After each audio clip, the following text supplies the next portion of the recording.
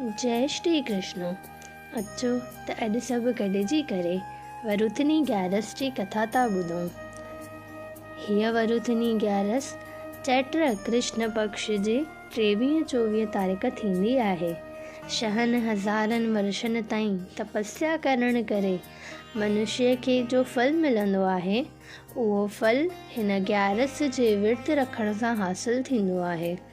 कुरुक्षेत्र में सूरज ग्रहण जे वक़्तु हिकु पासे सोनो विझी तुला दान करण करे जेतिरो फल मिलंदो आहे, ओतिरो ई फल वरुथनी ग्यारस जे विर्त रखण सां मिले थो।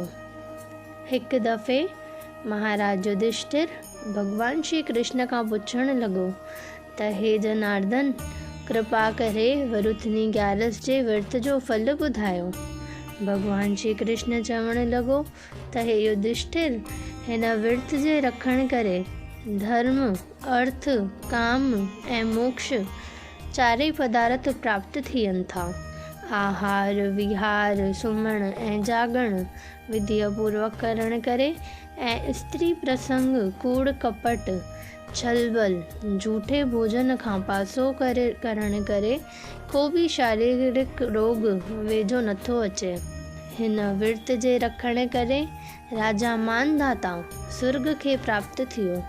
धुंधुमार आदिक घणेई राजाऊं ऐं शंकर भॻवान ब्रह्म कपाल खां विमुक्त थी वियो।